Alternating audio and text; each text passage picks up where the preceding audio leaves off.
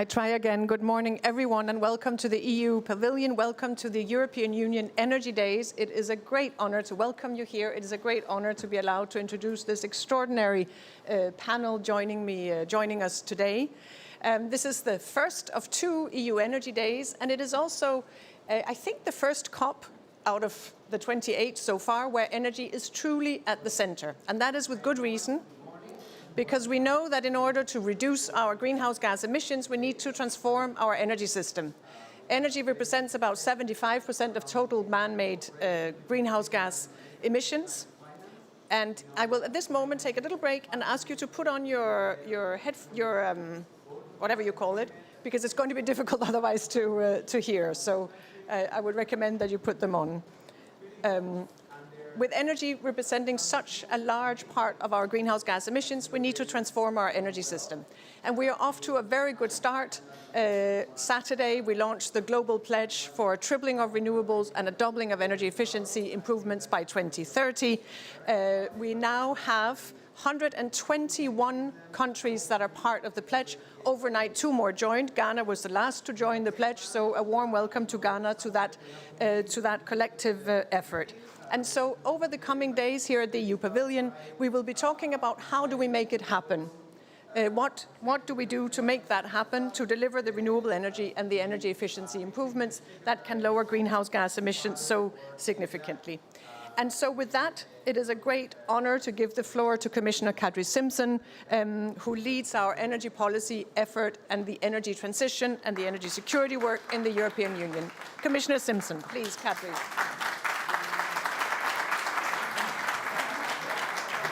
Thank you, Tita. Good morning, ladies and gentlemen. And indeed, I think that wearing headsets will help to hear us better. But I'm thrilled to welcome you all to the EU Pavilion for the opening event of the EU Energy Days.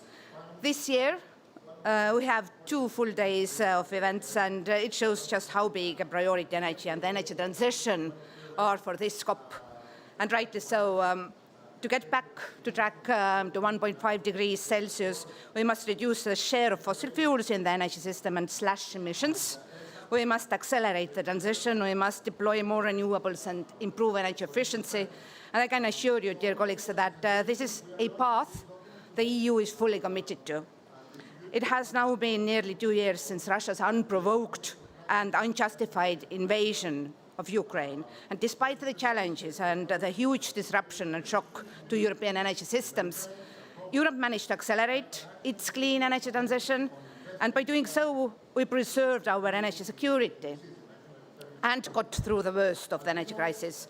And under the REPowerEU plan, we diversified our energy supply, rolled out more renewables than ever before, and reduced demand.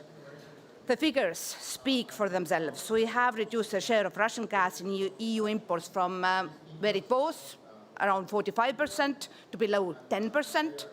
At the same time, in 2022, wind and solar together generated 22% of EU's electricity, overtaking first time ever natural gas.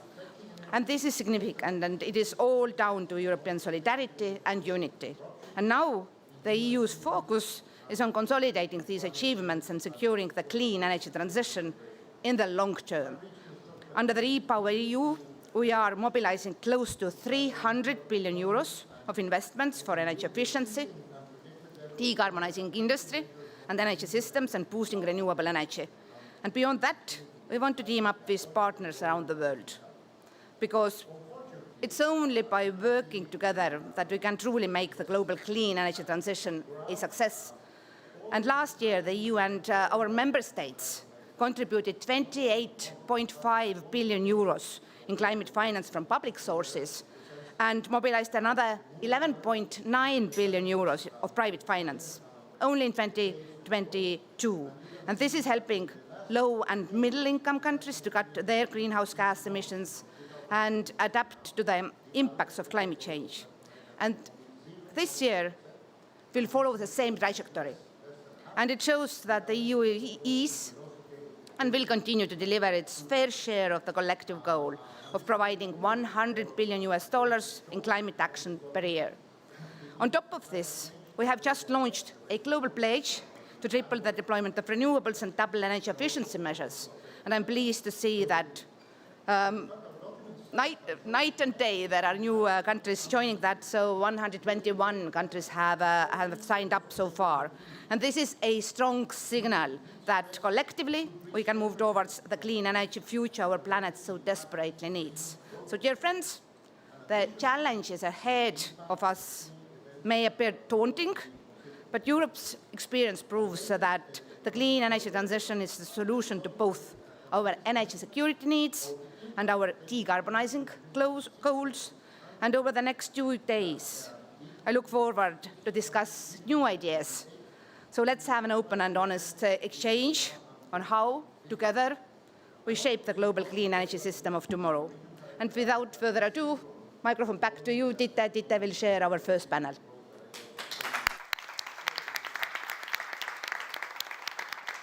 Thank you very much, Commissioner, for those inspiring words of opening the keynote for this event. So I am joined by an impressive panel today, starting over here, Davor Filipovic, Minister of Energy for Croatia, and in addition to Commissioner Kadri Simpson, Teresa Ribera, Deputy Prime Minister and Minister for Energy and Climate of Spain, currently holding the European Union presidency and therefore leading our work towards decarbonization and energy security, including with ministers in council.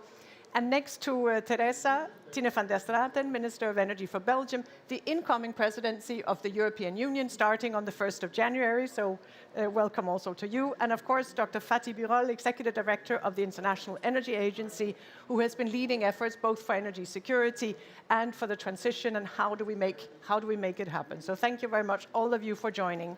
And Teresa Ribera, I would like to start with you as the current EU presidency, because we come here as a European Union with a very clear ambition, both as regards the tripling of renewable energy, the doubling of energy efficiency, and bringing the world on board, because those targets can help phase out fossil energy. So could I ask you to say a few words about how do you see that here at the COP, and how are we going to move that forward, please?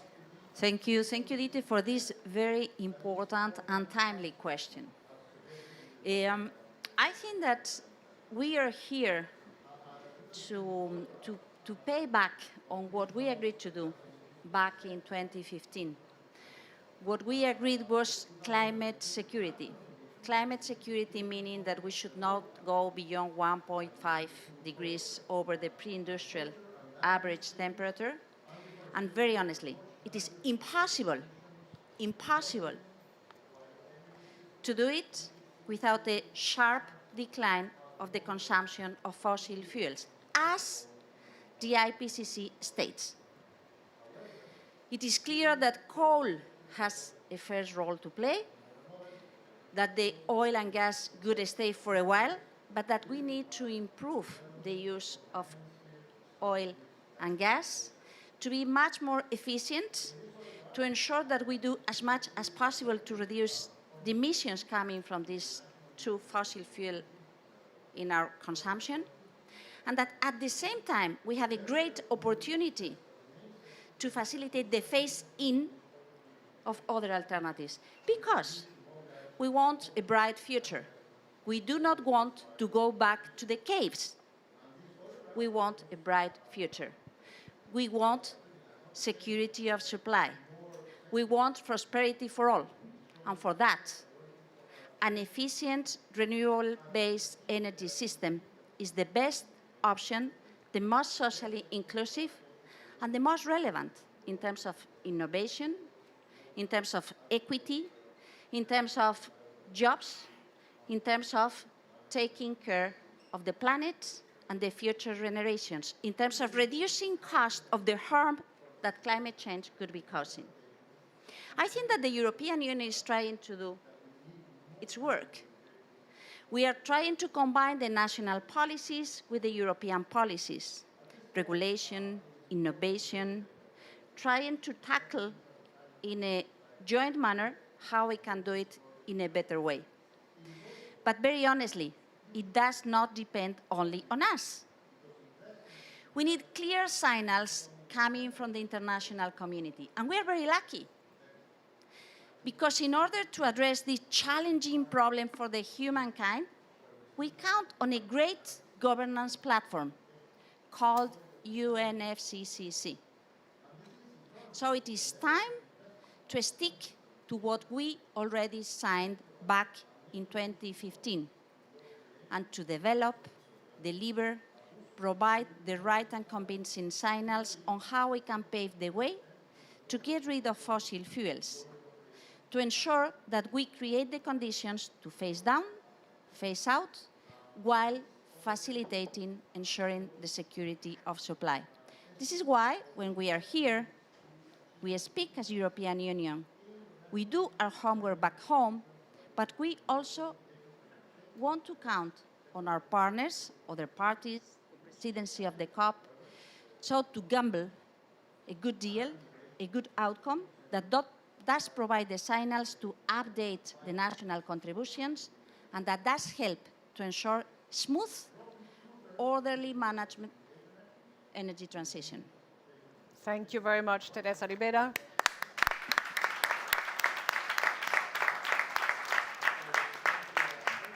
Thank you for framing so clearly the European Union objectives here at the COP in climate and energy, and how we as energy policymakers can contribute to making that happen. Tine, if I may turn to you as the incoming presidency, but also as a country, as energy minister of a country that has high ambitions on renewables and a lot of change happening. Could I ask you to say a bit about that, your national perspective, but of course also the incoming European Union presidency? Yes, thank you, Dita, and thank you also, Teresa, for your introduction. Indeed, as you say, it's a rendezvous, a point of rendezvous after Paris to see how we did. And I think we all know already that we did not quite enough. Indeed, we promised climate security in 2015 in Paris, and this is the COP where we need to deliver on energy security. And with regard to the European Union and the Belgian perspective, after Russia invaded Ukraine, and Dr. Birol and myself, we were presenting on the morning the World Energy Outlook of IEA, which was really a moment that is, if I talk about it, that still gives me goosebumps. But it was already then, dear Fatih, that you mentioned your 10-point plan away from oil and away from gas. But what we also announced from a European Union perspective, the Repower EU plan, and to accelerate the energy transition. In Belgium, we decided to quadruple our offshore wind capacity. And we will be soon launching next year the next tender in the Princess Elisabeth zone in the Belgian part of the North Sea. Which we will be connecting to an energy island to bring all this electricity on land, and also connect this island to Denmark and to the UK. And this is what we are working on, both from a Belgian and a European perspective. We need more offshore wind capacities in each of our sea basins. Most of us will do electricity, others can also do hydrogen. We have to collect, to harness this energy and to bring it inwards to the European Union, to households, to industries, to companies, and we can do it through grid infrastructure. So we will be focusing, after Teresa is now working on this COP declaration, on tripling the renewable energy objectives, also on energy efficiency and phasing out fossil fuels. Then the next presidency will be about how to bring this energy, this electricity, this hydrogen to European households, and also to connect outside Europe, to connect with Africa, for example, with the Middle East. So we will be focusing and talking a lot about infrastructure, about grids, the grids we need, grids that need to be hybrid, that needs to be multifunctional, because it's the only way that we can bring this cheap and renewable energy to the households, to citizens, to industries, to anchor also our industries here. And every tenth of a degree that we do not increase is the welfare of millions of people, and that is our shared objective here and beyond the 1st of January. Thank you very much, Tine. Thank you very much. And you mentioned Repower EU, which is the European plan that was adopted just after the Russian invasion into Ukraine, about how to free ourselves from the dependence on Russian fossil fuel. And that has really been an important driver as regards investments into the green transition. Davor, as Energy Minister of Croatia, could I ask you to tell us about the Croatian perspective on repowering Europe, and on building on those opportunities in energy policy. Please. Thank you, dear Dita, and hello to everyone. Repower EU helped a lot Croatia in our efforts to become an energy hub of our part of the Europe. Since the Russian brutal aggression on Ukraine, Croatia, let's say, started several projects which we think will help move away from Russian fossil fuels. We are doubling capacities of our LNG terminal on island of Kirk, and currently the whole capacity of the LNG terminal is 2.9 billion cubic meters, and with that terminal we can satisfy all Croatian needs when it comes to gas. But we are doubling the capacity because we want to be helpful to our neighboring countries, to Slovenia, also to Hungary, and we are using the Repower EU money in order to expand the pipeline system, which is prerequisite for gas coming from LNG to our neighboring countries. 2 weeks ago, we started works on the first phase of that project, and the total project is 155 million euros, and it's all financed with the Repower EU money, which I think is great. And I want to congratulate Tina on her offshore wind projects.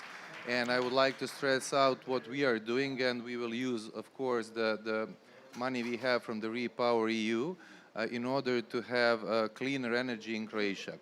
We started using geothermal potential of Croatia. For years, people were talking about the geothermal potential we have, but we opened up an international tender during December last year. It was closed in the June this year, and we are having now works, and we plan to have 5 big energy plants which would produce electricity by using geothermal potential. The total investment is 400 million euros, and I'm very proud that 200,000 households from Croatia will be supplied with the clean energy coming from geothermal potential. As well, we are developing a North Adriatic hydrogen valley with the Republic of Slovenia and autonomous Italian region, Friuli Venezia Giulia, and we want to have in future also hydrogen-based economy. Together with Spain, we're working on Dawn's project. Teresa knows about it. We are exploring fusion possibilities in order to contribute to our goal also to triple the renewable energy in near future. So those are things happening in Croatia and backed by this, our Repower EU plan. And we will also invest in grid around 400 million euros. So those are good things happening in Croatia. Of course, together with the European Commission, our modified National Recovery and Resilience Plan was endorsed in November, and we are willing and thrilled to finish all these projects that I've mentioned. Thank you. Thank you very much, Davor, for sharing the experience under Repower EU and the really critical role of Croatia for the entire region in terms of securing energy and energy supplies. Dr. Birol Fati, if I may turn to you. Tina mentioned the 10-point plan, the work that you have done since the Russian invasion into Ukraine and through the energy crisis, where you have been a leading voice both on energy security, but also a leading voice on the energy transition and what needs to be done in renewables, energy efficiency, with a view to phasing out fossil fuels, as Teresa just pointed to as the objective, as the necessity here. Could I ask you to say a bit more about that, please? Thank you very much, Dite. And so Europe, I follow the European energy policies since many years, as many of the colleagues do here. Europe is always one step ahead of everybody when it comes to fighting against climate change. And even we see it here in COP. Tomorrow is the World Energy Day, and today is the one day before EU Energy Day. So you took it one day earlier than the world. So congratulations for that. Now, dear colleagues, EU and the IEA work, member countries work very closely together. And one of them was the 10-point plan. What makes an organization like us very happy that we see that our research is not done for research but policy making. have an impact on the real energy and climate policies. And 10-point plan we did after the Russia's invasion of Ukraine was used by many countries and heads of states. President of the Commission and the others have always acknowledged. Now the second one is we did 1.5 years ago this roadmap, global roadmap to net zero. It showed that if we want to have chances to reach 1.5, the renewable capacity needs to be tripled, the efficiency needs to be doubled by 2030. And we are very happy that the EU has championed it and made a major effort to get a lot of countries around it and put some money on top of that. This is also very good. Now, I am going to suggest 2+1 requests to our EU colleagues, the Commission, the member countries, current presidency, the next presidency, 2+1. But before that, like the 10-point plan and tripling, doubling, I have to tell you that we are working on a report which is looking at the following issue. Some of the clean energy policies in Europe, when they are introduced, some of them resulted in unintended consequences in the especially low-income consumers. And this provided a fertile ground for some people to abuse it and misinterpret it. So we are coming with a report which comes up with a smart energy and financial policies, how we can smoothen, address these unintended consequences of clean energy policies, which at the end of the day will prepare a prosperous and a clean Europe. But what are my 2+1 requests from EU for here? First, it is great that more than 100 countries now sign in the pledges. This is great. But now the job is, this comes into the final document. This is one thing that I would like to see, and I would look very happy to see EU's strong and dynamic muscles to be there, that we see this in the document. The second one is very important for me, because as many of you know, I am a man of numbers. Even we have suggested tripling, doubling, them alone will not bring us to reach our climate goals. Dear colleagues, we are not going to make this emotional. It is the numbers, just clinical. If we are not see an orderly decline of fossil fuels over time, starting with coal, we have no chance whatsoever to reach our climate goals, full stop. If we want fossil fuel emissions to come down, fossil fuel needs to come down.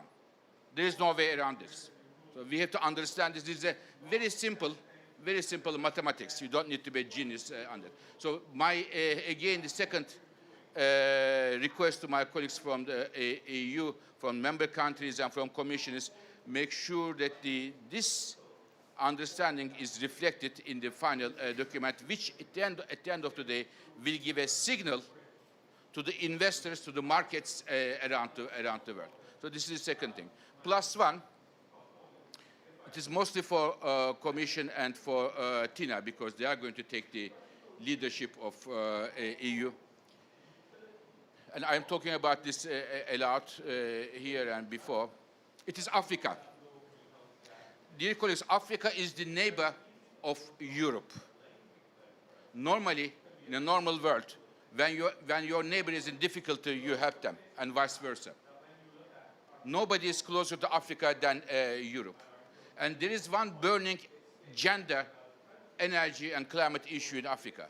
Namely, today, 80% of the African people prepare their meal by primitive cook stoves.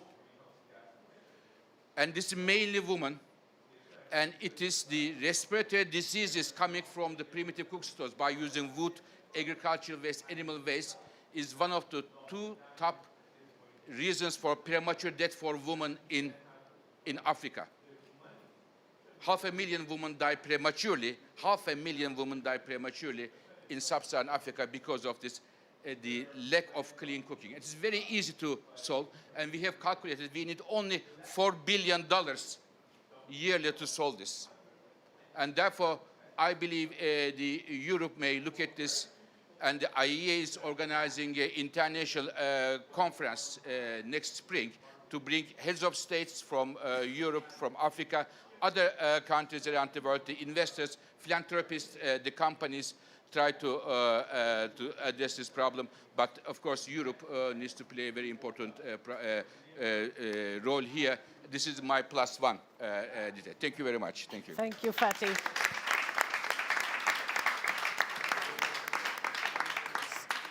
So 2+1, with a very, very clear set of objectives and challenges that we need to address. Teresa, if I may just briefly turn back to you as the European leader in energy and climate, as the presidency, and over these coming weeks, what will you be doing to help on 2+1, and how do you see our relations with Africa, our support for countries in Africa in that context? We have announced significant climate and energy financing related to the Global Pledge just over the last days. Our president announced 2.3 billion specifically for the pledge over the coming years, in addition to the 28.5 climate financing that is already there. So we are working on that. Will you pick this up in the coming days? Thank you so much. Europe is the closest continent to Africa, and Spain is the closest country in Europe to Africa, only 14 kilometers away from Spain. So yes, I think it is very important, not only on this very relevant aspect, cooking and women, but in general terms, access to affordable and sustainable energy. And I think that we should cooperate and we should facilitate a real co-development, because there are many things that we can help to happen better, and there are many things that we can learn from that. That's on the first comment. On the second comment, I think that we need to succeed in this COP. This COP means ending the first cycle of the Paris Agreement. We take stock globally on what we have done. We have done lots of things, but we are far away from what we need to do. So it is no time to ask for slower pathways. It is not time to revisit what we already signed in. It is time to develop, and it is time to build positive alliance to make our lives easier. And I think that this aspect dealing with energy is very critical.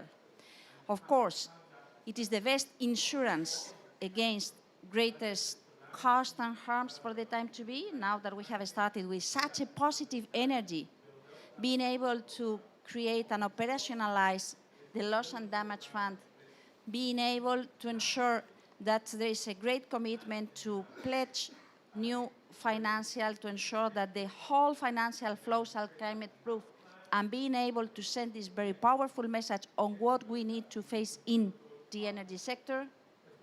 We need to be able to provide some clear signals on how we can pave the way to phase out emissions coming from fossil fuels, starting by coal, and as Dr. Fatih Birol was saying, ensuring that mathematics do not trick us, but on the contrary, do help us to take the right decisions. Thank you. And Commissioner Kadri, if I may turn back to you, because you have been leading work, you have been implementing the 10-point plan, the Repower EU, and now the 2.1, please. Yes, thank you, Dita, and it is my pleasure to share panel with such a distinguished panelists, because I can really say that all the energy ministers have been great help, and over the past year and a half, we have been able to agree on long list of emergency measures and almost achieved unanimity, or well, the closest to unanimity that you can get at this current situation. But on top of that, we have also agreed on our high and ambitious targets for 2030, both on renewables and energy efficiency. And this, I think, gave our President Ursula von der Leyen the leverage to build this broad coalition with all the other leaders who agreed that we need to triple renewables globally and double energy efficiency improvements. Now, as you all know, we are already working for beyond 2030. We are analyzing what it takes to achieve our targets for 2040, and that clearly addresses also the issue of fossil fuels in Europe. In Europe, we do have in place a just transition platform that allows member states who still do have mining industry to create new jobs in the region. And here I want to thank also Fatih, because not only your 10-point plan helped us to accelerate renewable transition, but a year and a half earlier, when we entered to the COVID restriction period, you were the one who told that, well, to avoid recession, create new jobs, but create these jobs in the renewable sector. And this is exactly what we see now. If we are in the position where we can announce in Europe that we have another record year on solar and good year for wind, then this is also due to the fact that you gave us advice in 2020 that if you want to avoid recession, please invest into energy transition, and we did so.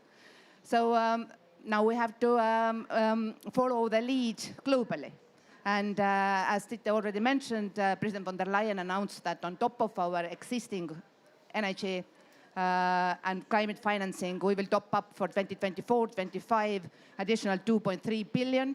And just a week ago, I had a chance to participate in very successful Global Gateway event in Mozambique, where despite the very favorable environment, still half of the population doesn't have access to electricity.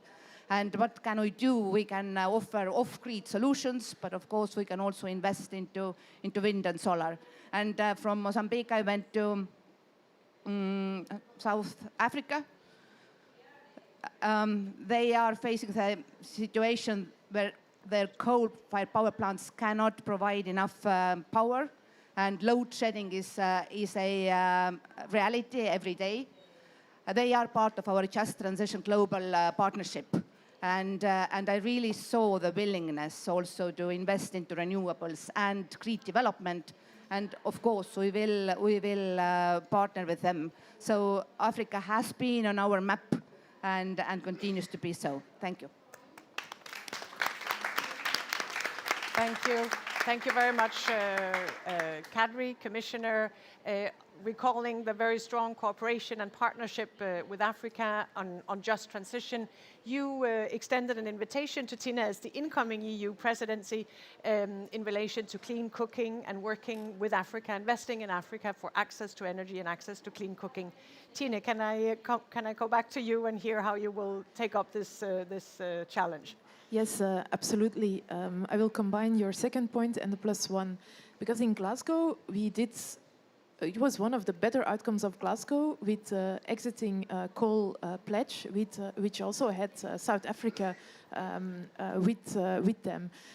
So we should indeed continue this work, because this was a huge coalition. I think also a lot of European member states were part of that pledge, but specifically also South Africa, which was then a driving force, and South Africa, of course, still is a driving force to achieve the objectives of that pledge. And indeed, I do agree, we don't talk enough about Africa, and if we talk about Africa, it's always saying that we should talk about Africa more, and so it's, I think, indeed on us now to also put this in action.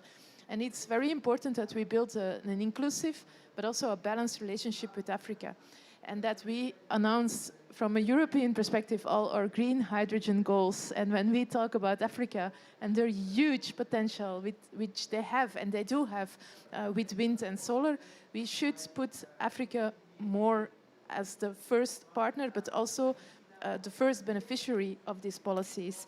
It's about first clean energy and access to all, Africa first.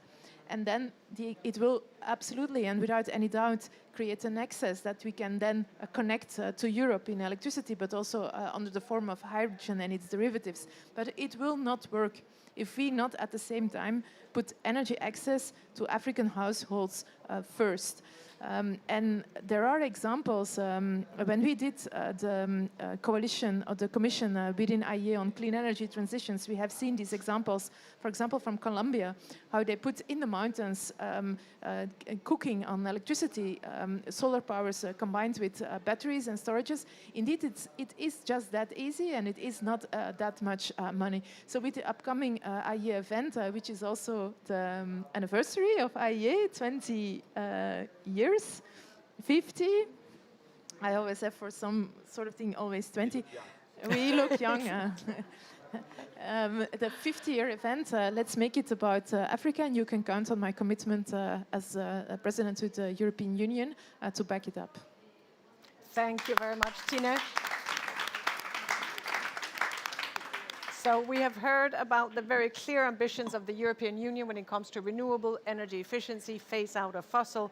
We have heard about the clear engagement also of the incoming presidency to work with countries in Africa for clean cooking, for access to energy in those parts of Africa that don't currently have access to energy.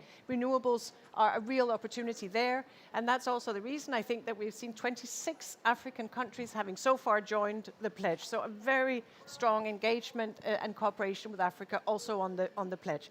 So that brings us to the end of this first panel. Thank you very much to Commissioner Simpson, Deputy Prime Minister Teresa Ribera, Tina van der Straten, Dr. Fatih Birol, and Davor Filipovic.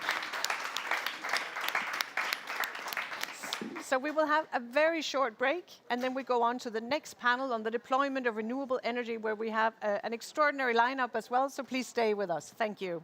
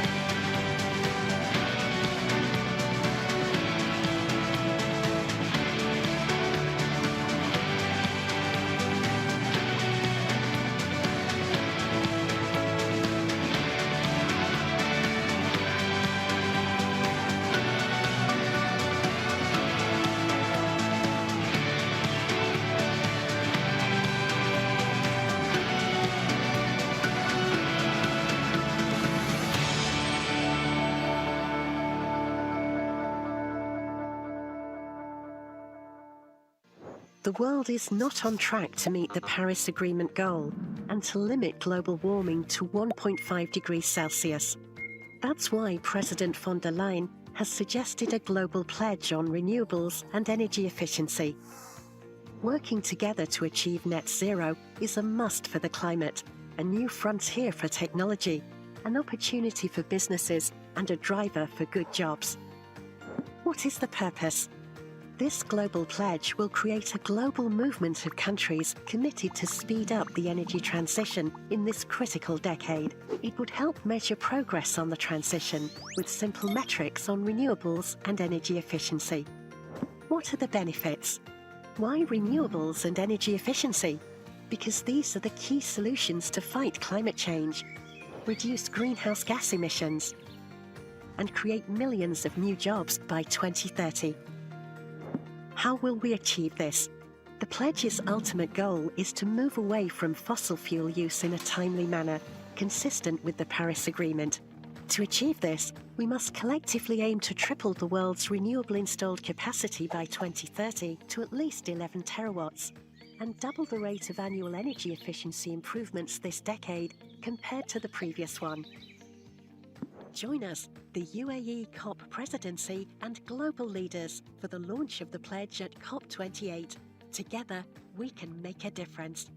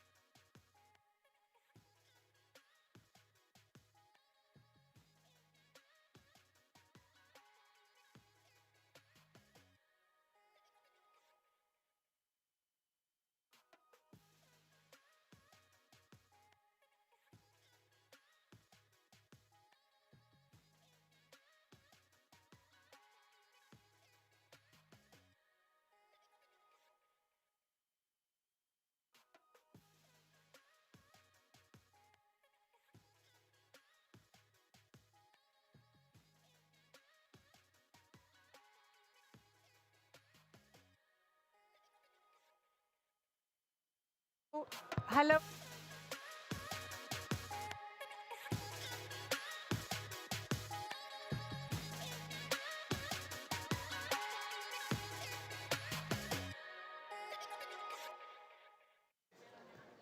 Hello again, everyone. Welcome to the second part of this opening of the European Energy Day here at COP28. Please come in and sit down and join us. We're still one speaker short of a full panel, but hopefully Francesco La Camera will be able to join us shortly. But we have an extraordinary setup already here, and I'm very, very grateful to all of you for joining. If I can find my notes, yes, here they are. So we are joined today by Gramenas Mastroianni, who is Senior Deputy Secretary General in the Union for the Mediterranean. Thank you very much for joining us and representing the important Mediterranean region, our neighbours and our partners in the European Union. We're also joined by Giles Dixon. Giles, welcome here today. You're CEO of Wind Europe. And then Valborga Hemmetsberger, representing the Sun, the CEO of Solar Power Europe. So together you capture a very significant share and make a great contribution to the renewable energy transition that we are going through. And last but not least, we're joined by you, Livia Kalosaka. You are a youth champion. Thank you so much for joining us here today. And I will start with you, if that is okay, because I think it is absolutely crucial that we have the voice of youth and the impact of youth here at COP28. And I would really like to hear you say a few words about how do you see the energy transition? What are your thoughts and your vision for your future, please? Absolutely, and thanks everybody for having me here today. When I think of the future of the energy transition, of course, I have to think about education. And we know here in Europe, we're looking for more jobs. We don't even know what these jobs will look like. And hence, I really think we need to completely revolutionize the education system that we have. On top of that, I also think, I work in the innovation sector. And so I see a lot of solutions, but I also see that these solutions need to be deployed at scale. They need investment to be deployed at scales. And you need to have that fast, iterative cycles to have those solutions scalable. And so what Europe can do, I think, is also deploy business models, so help those innovations come to the market and have the market also being stable enough so that you can project long-term financing. And with that, thank you very much.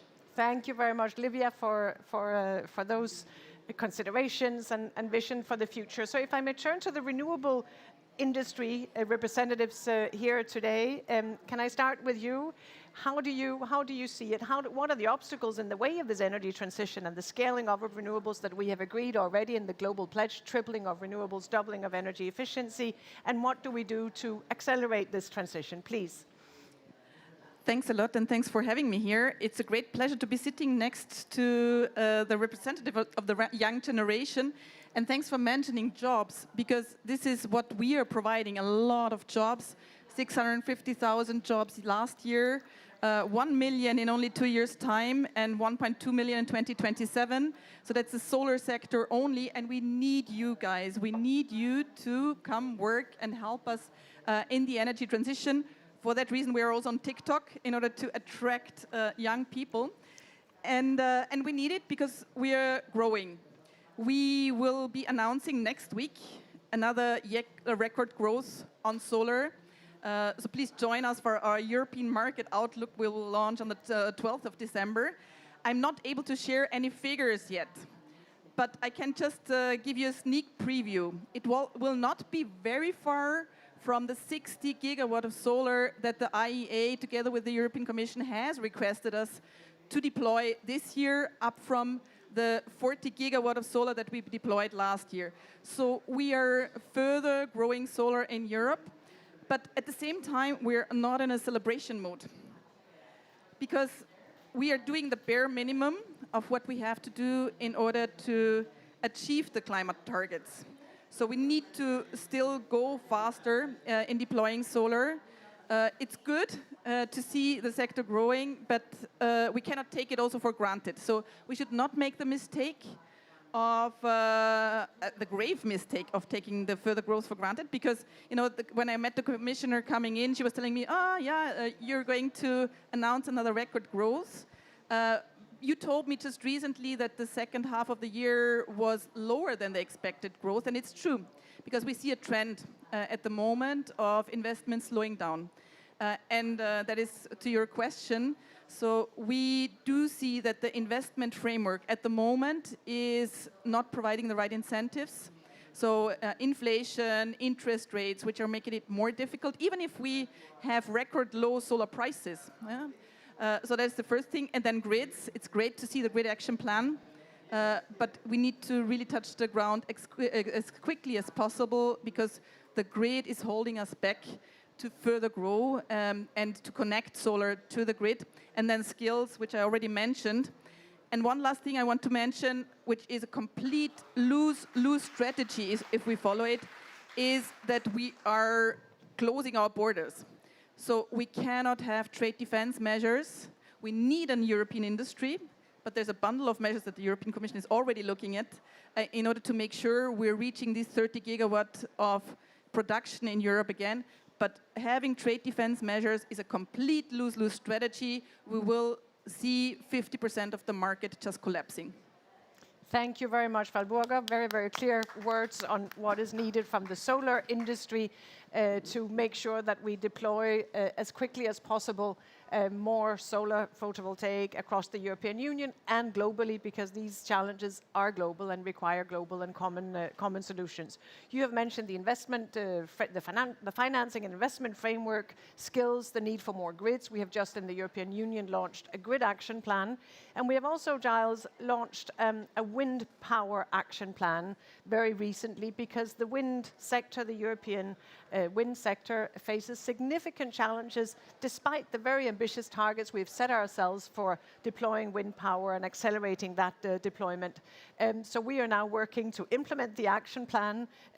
We are giving that a very, very high priority. But Giles, can you say a bit more about the wind sector and what more can we do to make sure that the wind sector provides the energy, the clean energy that we need? Thank you, Dita. Wind is 17% of all of the electricity we consume in Europe today. You want it to be 35% by 2030 and over half by 2050. And nearly all of the wind farms in Europe were made in Europe. Turbines made in one of 250 factories that we have in Europe. But the Chinese wind turbine manufacturers are starting to win some orders for wind turbines in Europe. They're offering much lower prices. They're offering 3 years of deferred payment, which we're not allowed to offer. It's very good that you've brought forward the wind power package, lots of concrete actions that can be taken immediately. We're not waiting for legislation to be negotiated and come into force. And it's very good that as part of the package, you're saying we will be very vigilant when it comes to unfairly subsidized non-European competition. Wind industry is in a very different position to the solar industry, of course. We have a thriving industry in Europe which we must preserve, and the President of the Commission said in her State of the Union speech, the future of clean tech in Europe must be made in Europe. And so maybe trade defense measures will be needed, but we are working with the Commission on the detail of that. Clearly, there can be no unsubsidized competition from non-European manufacturers in Europe. Wind is going to take over 2% of Europe's land and 3% of Europe's sea. So our citizens hope and expect that all of this kit should be made in Europe, that they're benefiting economically from it. We don't want to swap the dependency we used to have on Russian gas for a new increased dependency on Chinese renewable energy equipment. And then, of course, there are wider security considerations around the data from the sensors on the wind turbines. We want that data to stay in Europe. Thank you. Thank you very much, Giles. Very, very clear on what is needed in the wind sector, the European wind sector, which is also a global sector with significant European investments across the globe in wind power projects and manufacturing. And that brings me to the international aspects of our green policy, of our renewable policy. We've got the global pledge here to triple renewables and double energy efficiency improvements by 2030. And almost all countries in the Mediterranean region are part of that pledge, which is, I think, a very, very strong sign of the partnership and of the shared direction when it comes to the energy transition, the deployment of renewables and the energy efficiency. And we have seen over these last years European companies investing very significantly in the northern part of Africa, the southern and eastern Mediterranean, in renewable energy generation with abundant sun, in particular for solar power, but also with significant potential for wind. We have also been investing in interconnectors or building projects across the interconnectors, the Gregi project between Egypt and Greece, ELMED between Tunisia and Italy, the Morocco-Spain cooperation. So really the Mediterranean is our common sea, and our partnership reflects that commonality. Could you tell us, how do you see the role of the Mediterranean in this context and our partnership? Yes, thank you. Incidentally, as an organization, we are behind one of the largest wind farms in the world, the Tafila wind farm in Jordan. But that's just an episode. You know, it is clear now, climate insecurity and energy insecurity fuel instability, injustice, and conflict. But also the contrary is true. Climate security and energy security structurally build peace and justice. And in our region, we have a clear example. Imagine the European Union conceived its Green Deal as the ivory tower, an example for everyone, but we really don't care what's around us.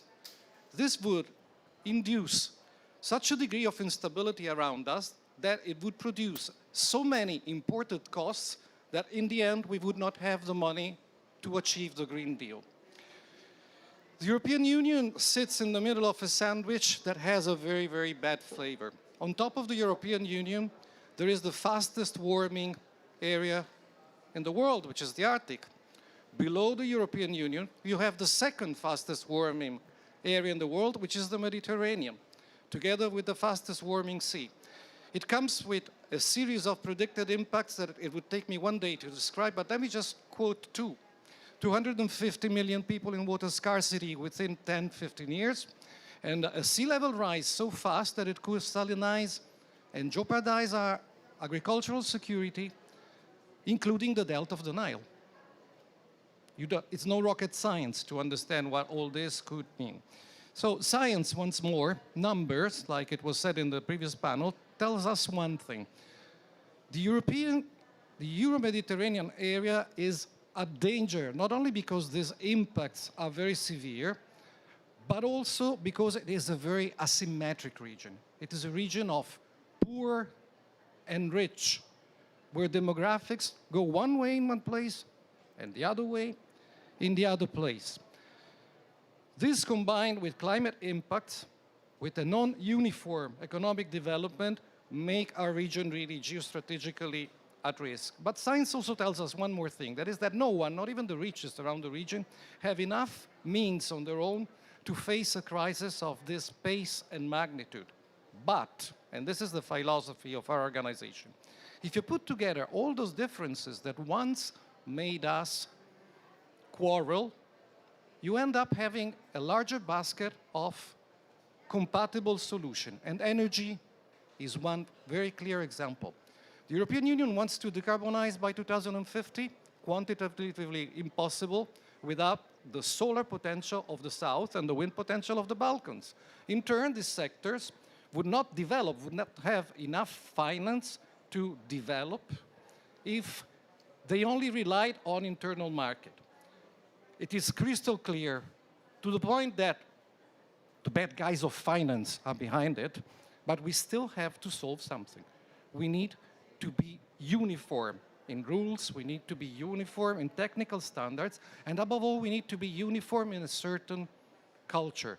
This is why, let me announce that we will probably next year launch a uniform university master's in management of renewable energy that should cover the European and Mediterranean area. Thank you so much. Thank you very much.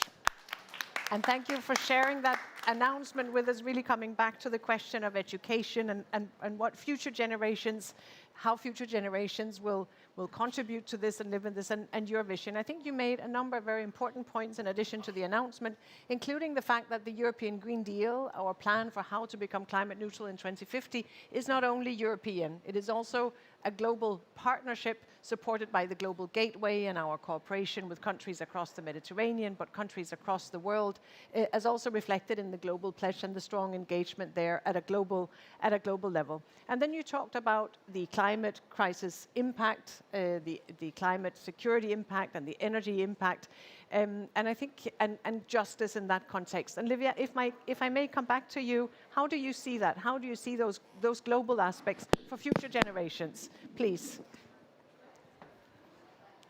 Yes. Okay, it's working again. I'll try and be concise as possible.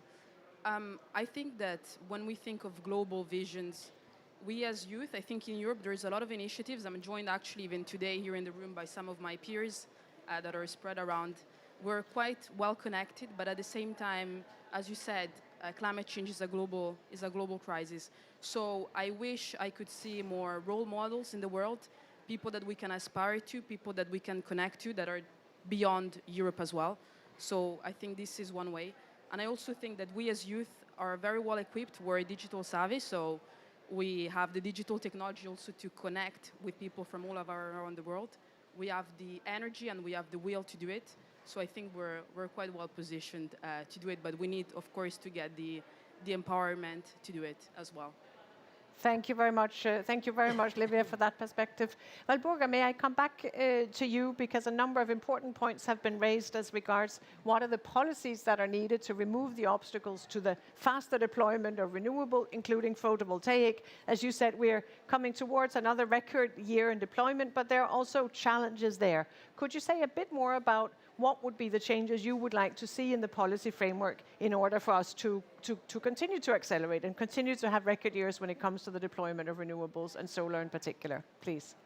Maybe I should start with saying that what the European Commission has done so far has been allowing us to grow that fast. You know, with the Green Deal, with the Fit for 55, also the Repower package, that has all helped the sector to have these record growths third time in a row now. So that is very much appreciated.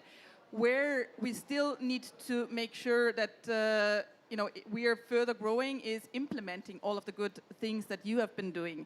What we see is pledges from member states on higher ambitions on solar.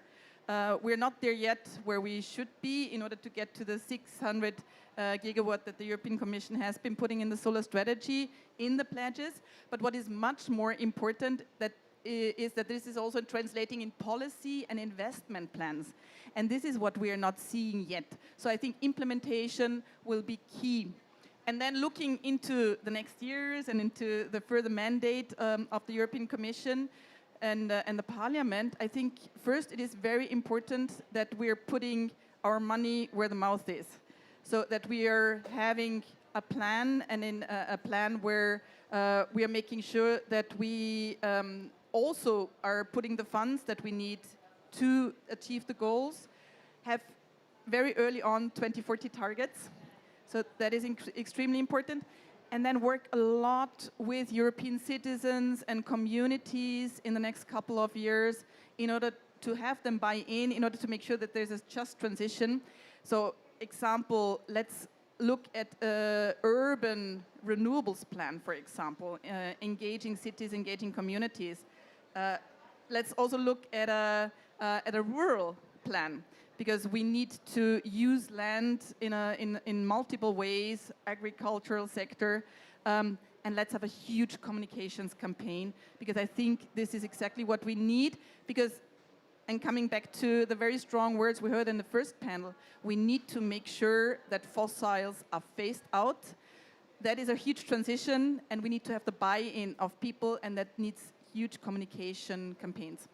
Thank you very much. Very clear. Looking ahead into the years between now and 2030, but also looking ahead to 2040 and preparing ourselves for achieving targets as we go there. And for those of you who are not European, we have our European Parliament elections in June in 2024, and then we have the beginning of a new mandate that you were referring to, and that new mandate of the European Commission, of the European institutions, is the mandate that brings us to 2030. Giles, do you want to come in again on the wind sector, getting to 2030, but also to 2040, as Walburga has said, including citizens' engagement, working with partners? Please, Giles. Thank you, Dita. There are two big bottlenecks to the expansion of renewables in Europe today. Number one, permitting. Number two, grids. We are making progress on permitting, thanks to the new EU rules that you have championed as part of Repower EU. This new legal concept you've introduced, overriding public interest, means that judges in courts around Europe are now saying, yes, we will approve this permit for a wind farm, even though somebody is challenging it, say on biodiversity grounds. We will approve it because the expansion of wind and solar is now legally a matter of overriding public interest, and we're winning court cases we used to lose.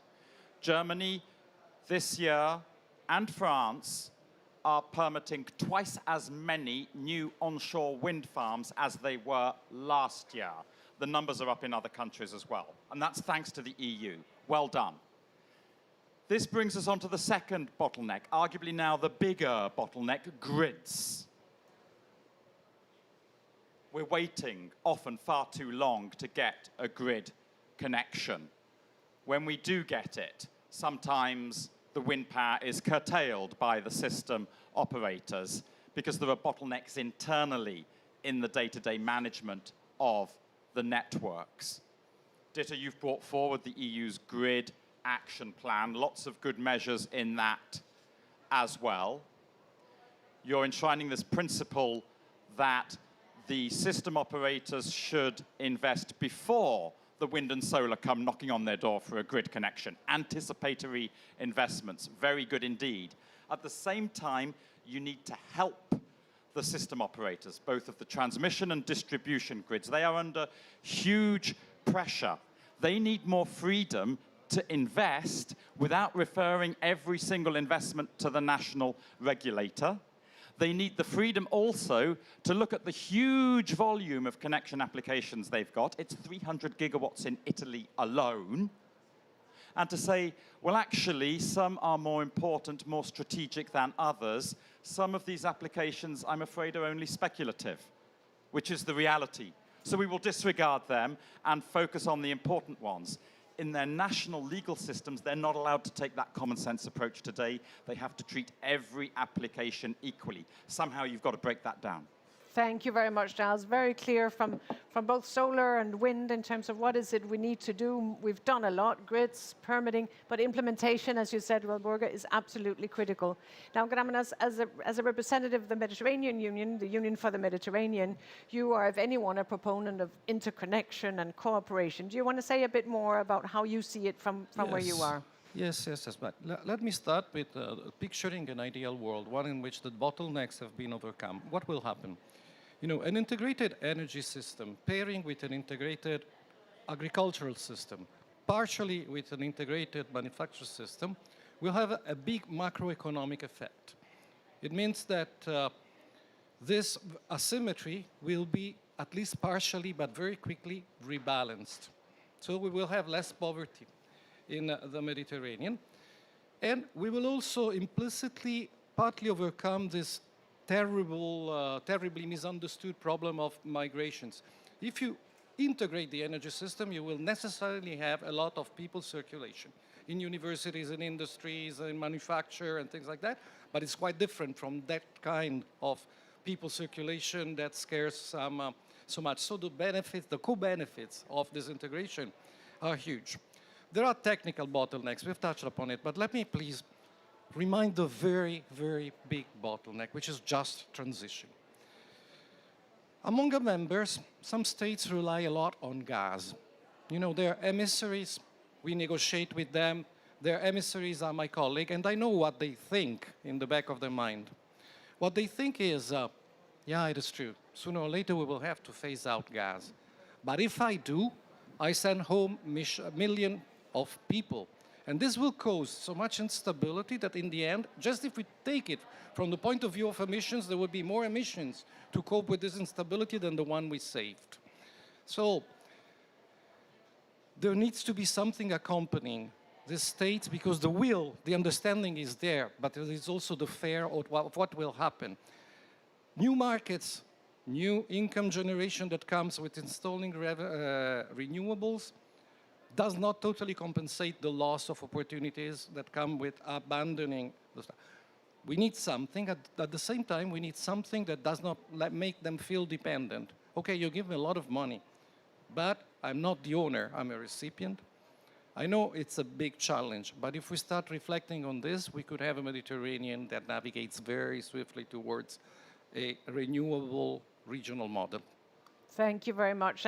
And you've talked about the vision for an ideal world. What will it look like, and the just transition to get us there? Livia, it's a bit much to ask, but for you, the ideal world in energy and climate context, what will that look like? Do you want to share that with us?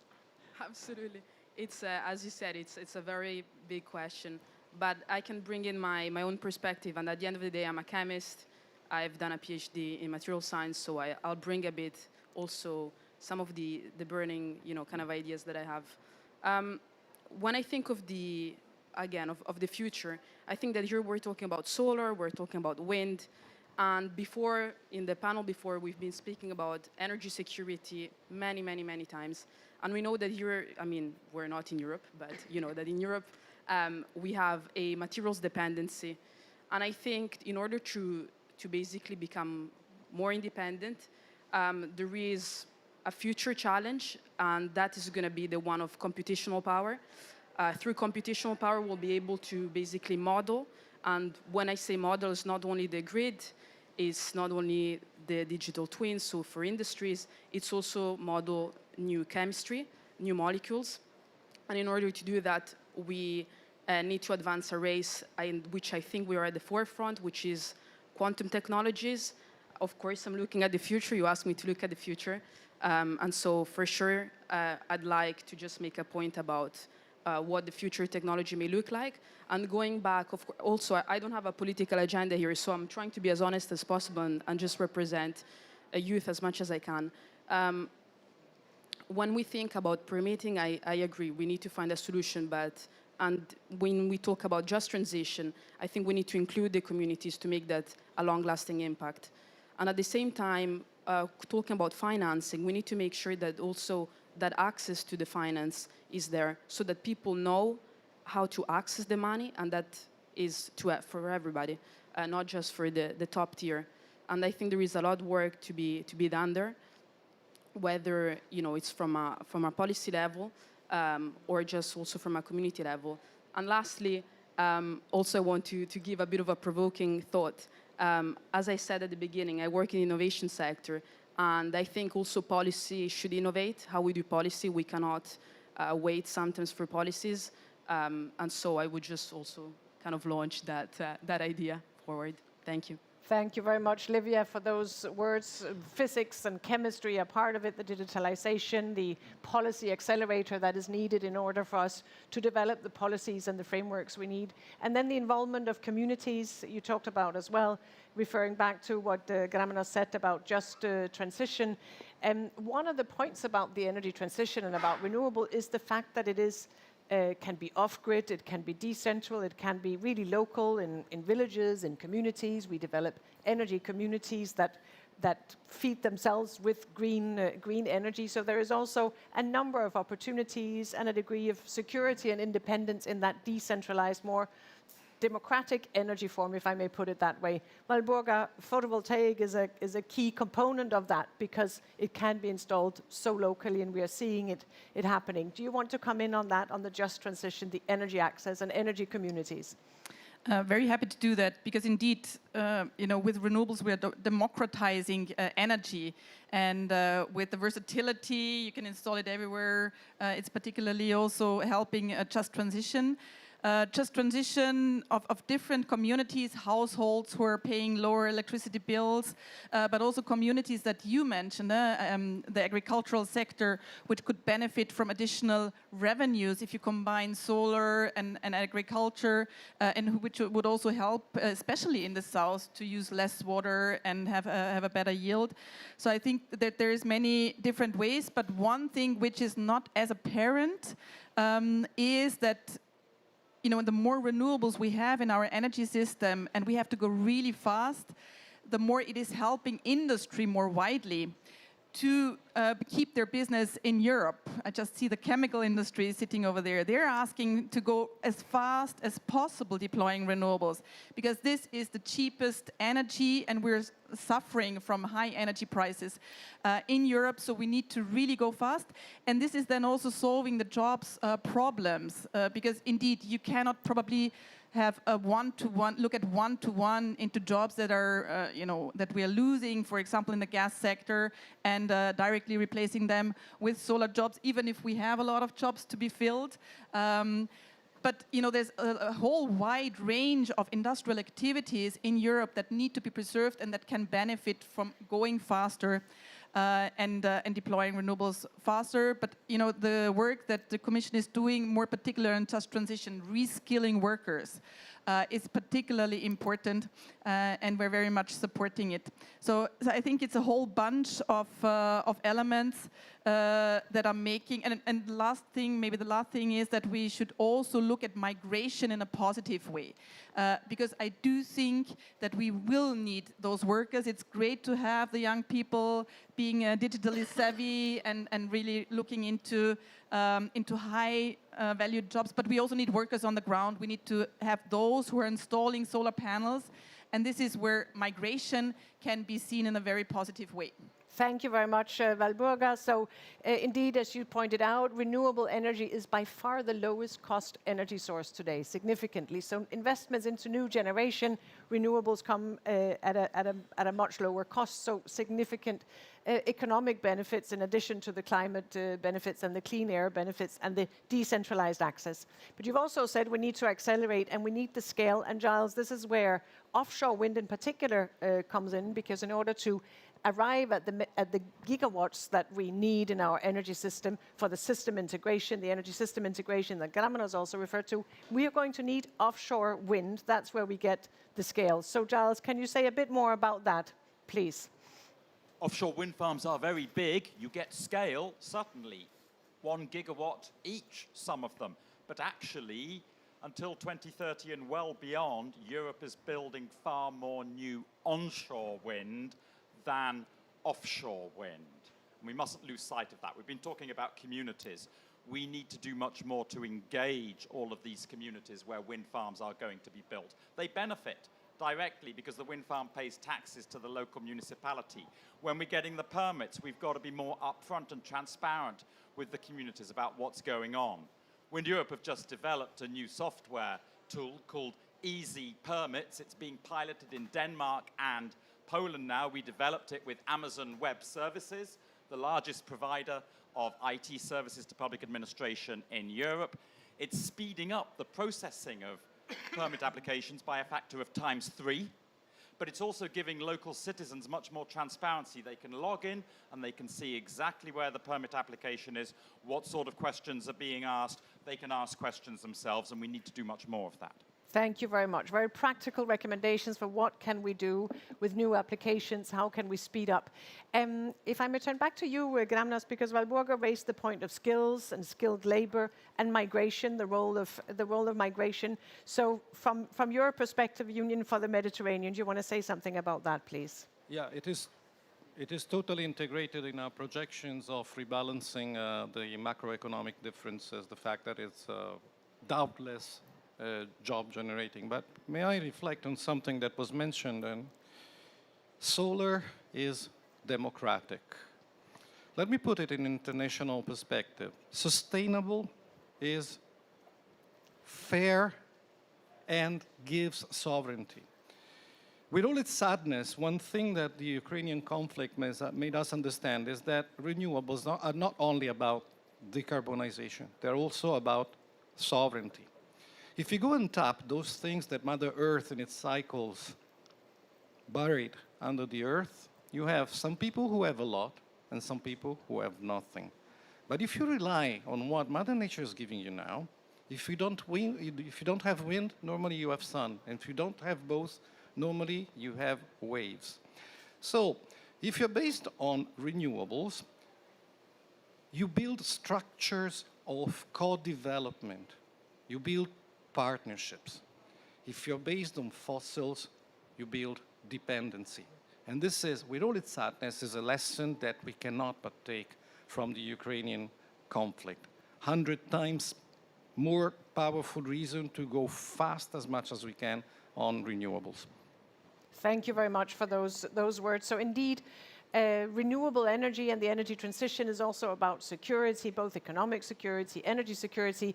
And as you said, the global energy system of the future, the global energy system with tripling of renewables and doubling of energy efficiency is also more democratic because every country can participate one way or another. And that is, I think, a critical point as we work towards achieving an outcome here at COP28 that confirms the need to triple renewables, double energy efficiency, and phase out fossil fuels. So we have come to the end almost of the panel. If I may do a quick tour just to get what is your key word in this? What is your key word in repowering? We have in the European Union, in response to the Russian invasion into Ukraine and the Russian weaponization of energy, we adopted our Repower EU plan that indeed relies first and foremost on energy efficiency, reducing demand. Secondly, accelerating the deployment of renewable energy for the reasons you have set out very clearly. And then, of course, diversifying the supply of molecules to the European Union, green molecules as much as possible, but at least diversified supply of the molecules that are still in the system. So we need more renewables, we need them faster, and that's what we're working on also here at COP28.